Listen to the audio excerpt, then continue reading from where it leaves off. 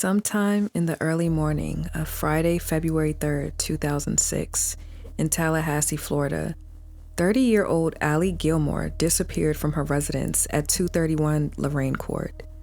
Just hours before, that previous day, everything had seemed to be normal. Ali went to work at her day job at the state health department as an analyst, then attended her part-time evening job at Publix as a baker. We know she made it home, got in bed, was reading her prenatal book because by now she was 4 months pregnant.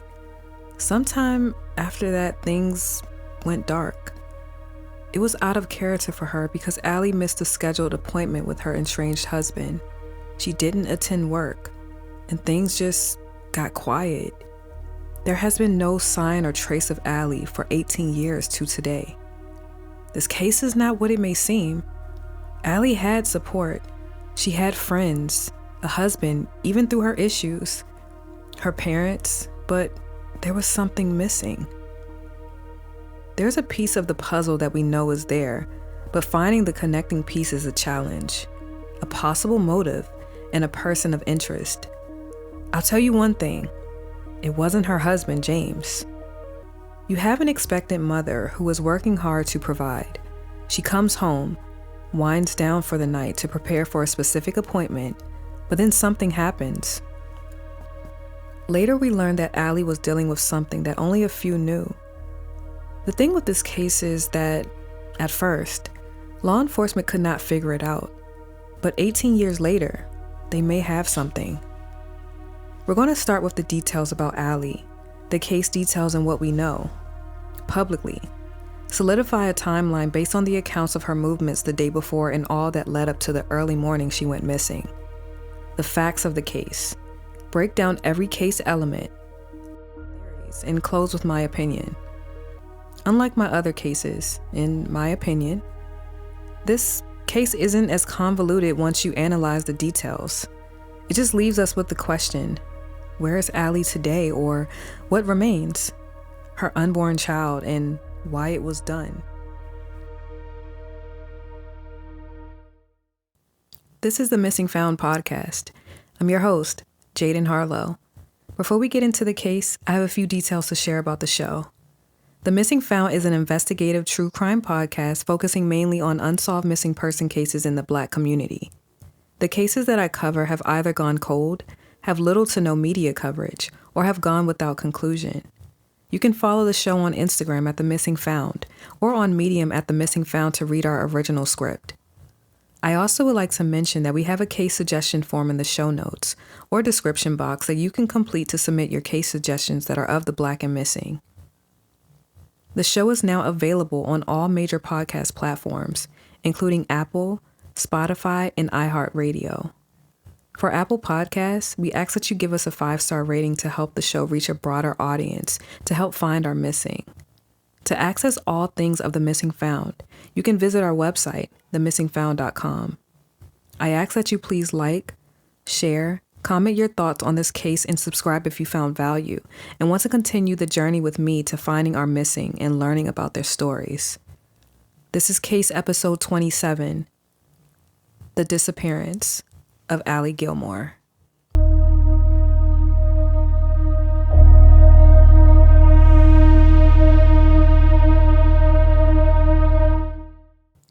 So who was Ali?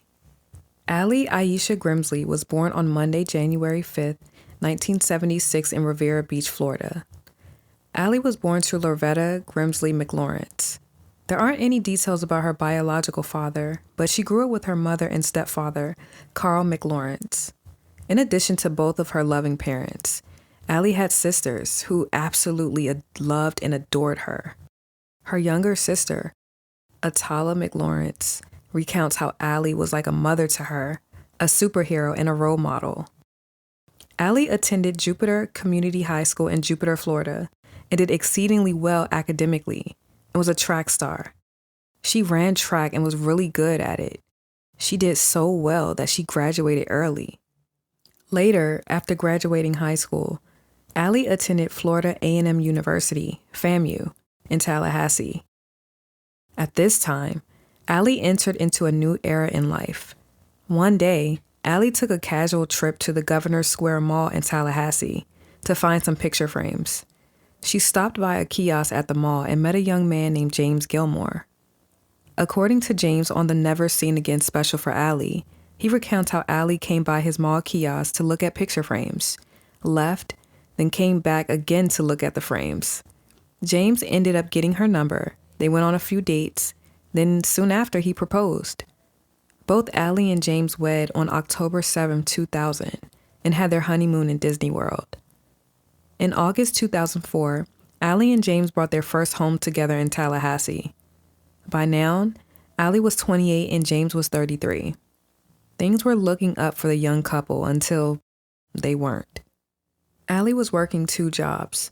She worked at her role as an analyst for the Department of Health and her job as a part-time baker at Publix.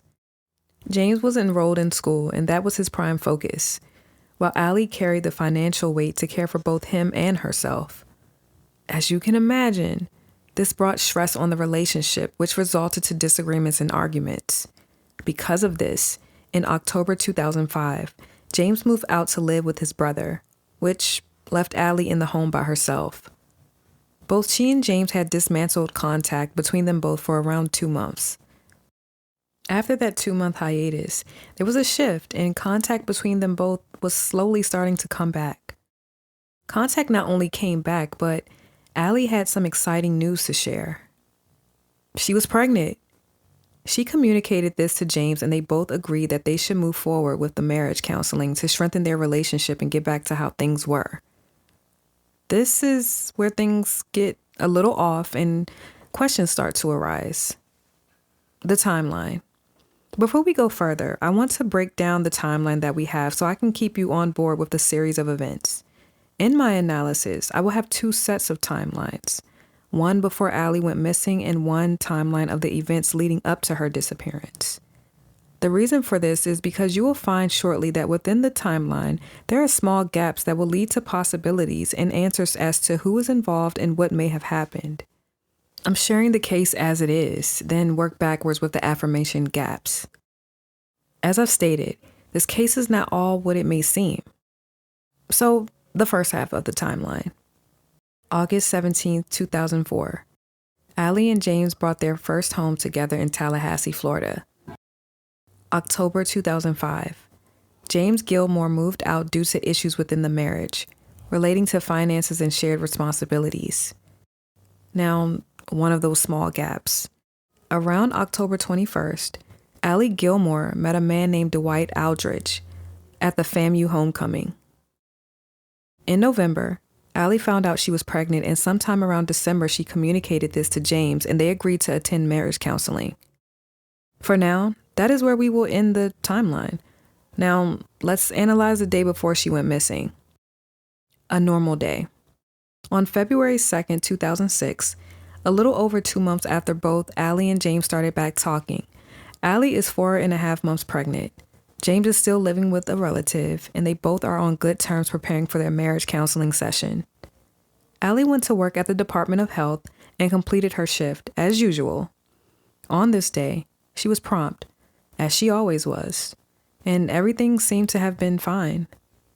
Ali had then headed to her evening shift job at Publix. Again, everything was typical. She even spoke to James while at work, possibly during her break. Ali's shift ended at 11 p.m., and she left work to start the drive home to her home in the Wilson Green community at 231 Loraine Court, the home in which her and James shared. But, as I've stated, he still was not physically back living in the home. After she reached home, it is unclear exactly what she did while she was home, but based on the condition of her home, it is assumed she had wound down, removed her work clothes, maybe took a shower and got in the bed. While in bed, it is assumed she was reading a book to educate herself on the new pregnancy. So, a quick recap. On Thursday, February 2nd at 5 p.m., Ali left her job at the Department of Health. At 6 p.m., she arrived at her part-time job at Publix Bakery. At 8:45 p.m., Ali and James spoke on the phone. At 11 p.m., Ali left work and drove home to end her night. Now, we're on to the next day. Friday, February 3rd, the day she went missing. On this day, Ali and James were supposed to attend their scheduled marriage counseling appointment. After the appointment, Ali was supposed to go into the office at the Department of Health, her day job. She, however, never shown up for work. Oddly, neither James nor Ali attended the scheduled appointment. James made several calls to Ali to apologize for not attending. He mentioned on her voicemail that he overslept. He called multiple times, but there was no answer.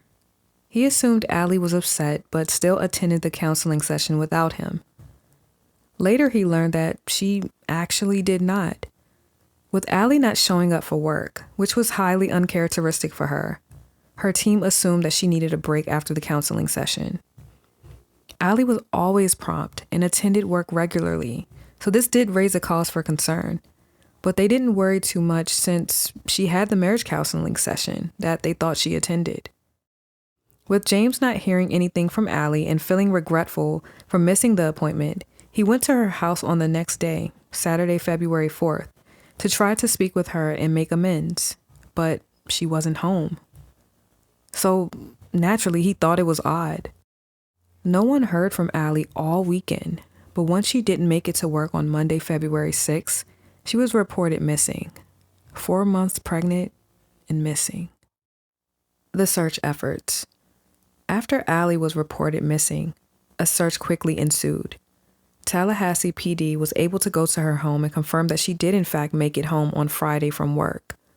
They noticed that her truck was present at her home, purse, wallet, and there were no signs of a struggle, which can signify a few things that we will get into shortly in the case facts. The only things that were missing was Ali and her keys. Law enforcement had canvassed the neighborhood and surrounding areas, but nothing looked out of place. An air and ground search was done, but nothing ever materialized. Ali's family had made appearances on several national news shows pleading for information, but nothing ever came. Local businesses partnered up to raise money for Ali's family to help aid in the search and reward for her whereabouts. Still nothing. Mr. McLawrence, Ali's stepfather, would take off work every weekend and go to West Palms to help with the search efforts. The family ran the search effort like a campaign, holding news conferences and handing out flyers. They also had a cousin, Michael Brown, who was the then mayor of Riviera Beach and made the trip to help with the search. Her family was heavily involved in the search. There was absolutely no trace of Ali, but there was some information that was later made public. The small gaps. In late October 2005, around the 21st, the time when James left their home and moved in with his brother due to marital issues. Well, during that break, as I mentioned in my earlier timeline, Ali met a man named Dwight Aldridge at the FAMU homecoming. The two quickly hit it off and engaged in sex. In November 2005, Ali found out she was pregnant and was unsure of who the father was. She didn't know if it was her husband, James, or Dwight. Ali communicated to her sister that she was unsure about the paternity. This was a problem because you're married, but had a relationship on the side. And now you have an unborn child, all while trying to work on things with your husband. There were some issues with this because when you have a woman who wants to keep the baby and the father who does not, you have some problems. Reports have stated that Dwight was her boyfriend. Now, we don't know if this was a short-term fling or a full relationship, but a pregnancy was involved and transitioned this relationship into something much deeper and far more complicated. When Tallahassee PD performed their search of Ali's home, they came across a calendar that showed a date circled and had the initials DA on Saturday, October 22nd. Now, this is an interesting mention because it's not exactly known why that particular date was highlighted on her calendar, but one can assume that it's the date of conception with Dwight since the date is almost exact to how far along she was in pregnancy at the time she went missing, which was 4.5 months pregnant. Not only that, but the initials DA could signify that she conceived with Mr. Dwight Aldridge. What this means is, people would point the finger at James, and I'm sure you have since we started the analysis. But now we learn that there was another party involved that could be responsible for Ali going missing.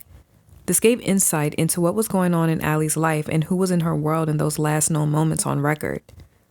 This, in part, helped make Dwight a person of interest with the Tallahassee PD. Now let's get into who Dwight Aldridge is. The third will. There aren't many public details on Dwight, but we know at the time Ali went missing, he lived at 1124 Ocala Road in Tallahassee. He had another girlfriend who lived in Bristol, Florida, which was an hour away from his home.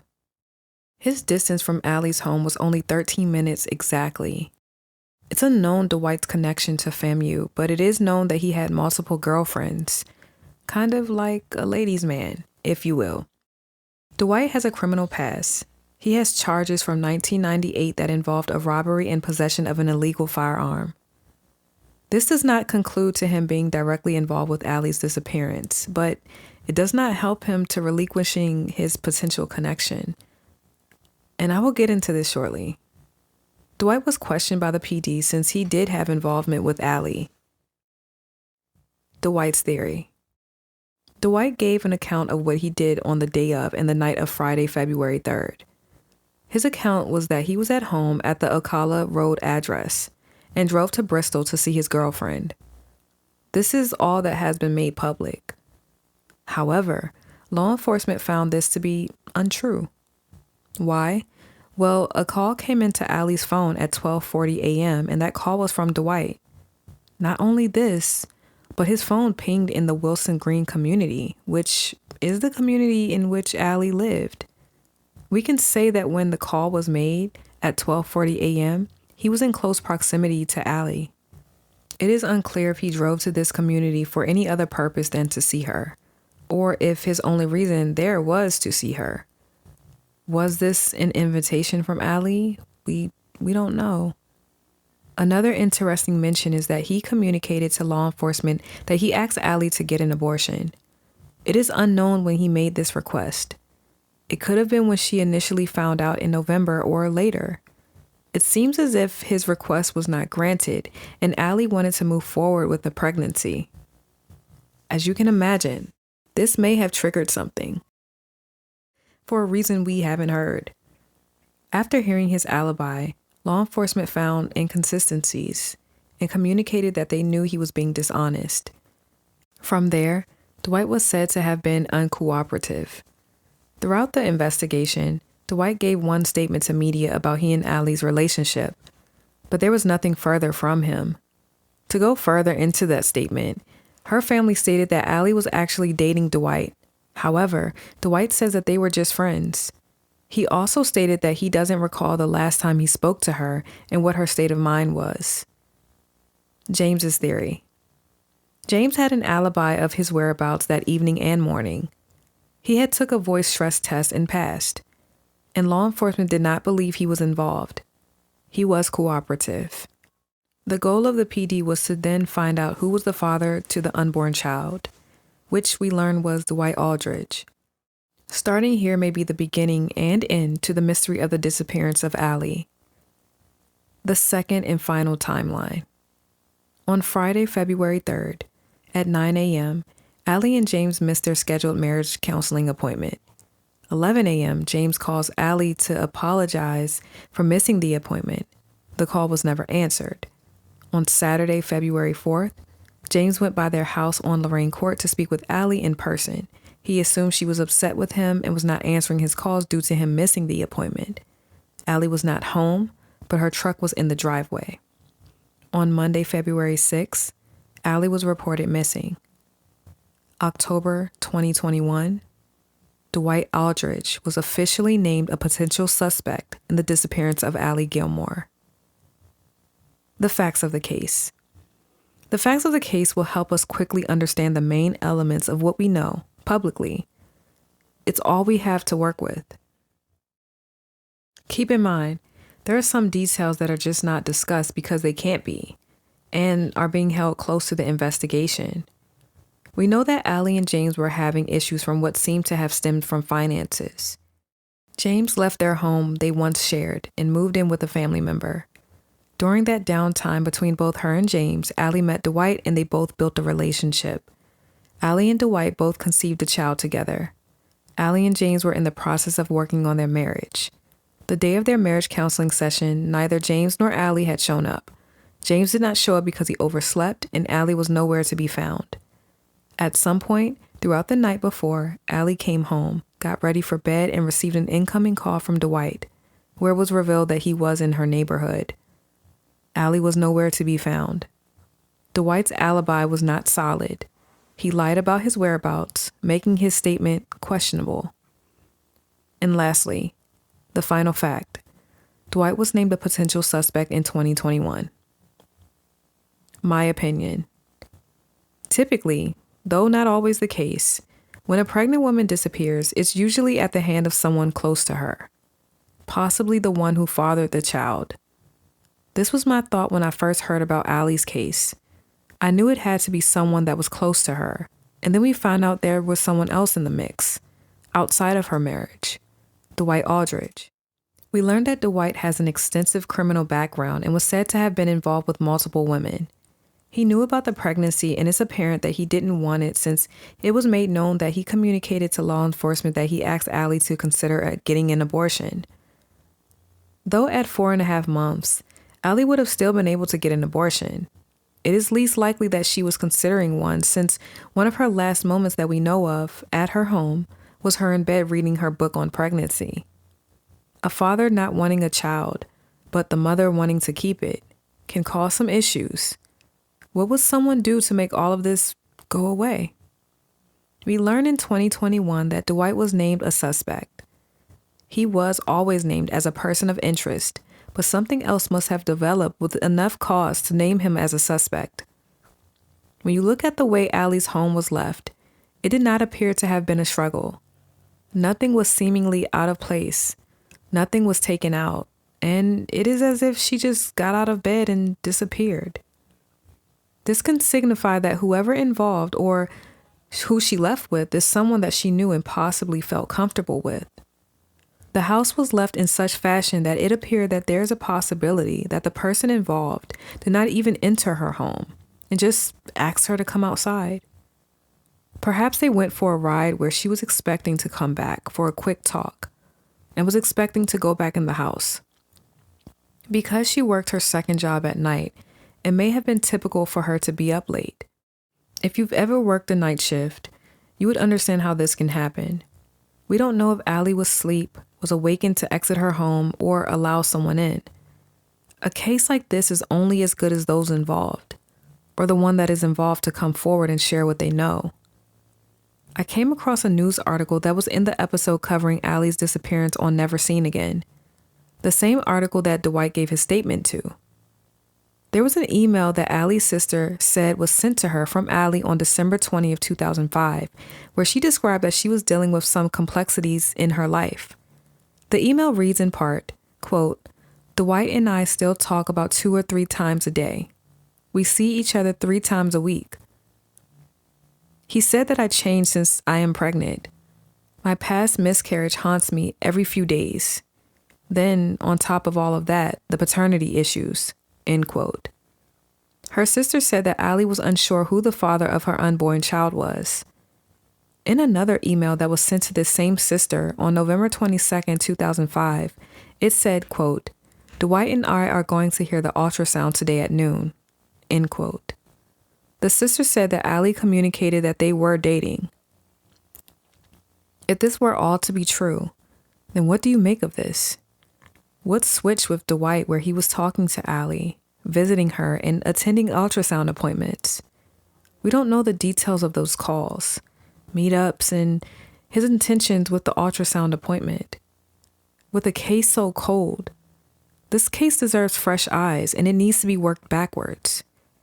I don't believe the answers are too far away. In 2021, Dwight was named a potential suspect in the disappearance of Ali Gilmore. Dwight has a career in healthcare and nursing, according to his resume that I was able to access. At some point in 2021, he was active on his Facebook account because, according to Crimeline, a true crime podcast, he posted a cryptic meme that states, quote, "The face you make when you know they're talking. #unbothered." End quote. Until people start talking, and sharing what they know, this case will sit unsolved. It may not even be a case of sharing what they know, because it could be a possibility that only one person is involved and no one knows but that one person. I don't know why this case sat for so long, and only with new movement in 2021. And still to this day, no arrest. In 2024, there has not since been an update publicly. There's a chance that Dwight called Ali, picked her up. They went for a late night drive with her intent to return home. Then things go dark after that. We can't forget that Ali was with child. I just don't want people to forget Ali and her unborn child. We know she and James purchased their home in August 2004, and I found through property records that their home was later sold in 2008. Time is still moving, and with the amount of time that has passed, it doesn't look good. I know that someone is harboring a nearly 2-decade-long secret. Until then, this case will remain an unsolved and freezing cold mystery.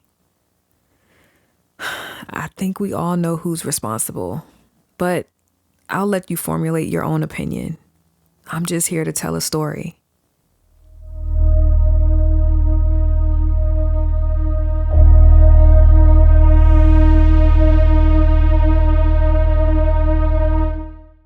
At the time of Ali's disappearance, she was 30 years old, stood at 5'6" and weighed 180 pounds. Ali is a female, African American, has brown eyes and black hair. She has both ears pierced. Ali also has a tattoo of the name Ali on the right side of her chest and a birthmark on her abdomen. Ali was 4 months to 4.5 months pregnant, so she most likely had a noticeable bump. It is unknown exactly what Ali was wearing that night, but it is believed that she did make it home from her part-time job at Publix, removed her work clothes, and changed into her pajamas. If she left her home, then there is a possibility that she changed clothes or possibly wore her pajamas outside. Ali will be 48 today in 2024. If you have any information or leads in the disappearance of Ali Gilmore, her current whereabouts, or any information concerning Ali, it should be directed to the Tallahassee Police Department at 850-891-4462. I want to thank you for your viewership and listenership of Ali's case. Her family is still awaiting answers. We know people don't just vanish. Those involved, or the one individual involved, is probably trying to bury this secret.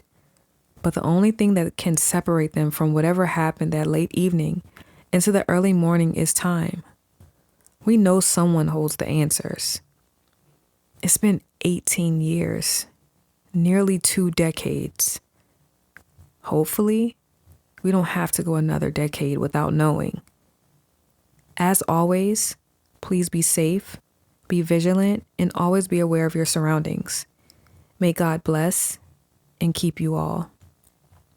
Fear not, for I am with you. Be not dismayed, for I am your God. I will strengthen you. I will help you. I will uphold you with my righteous right hand. Isaiah 41:10.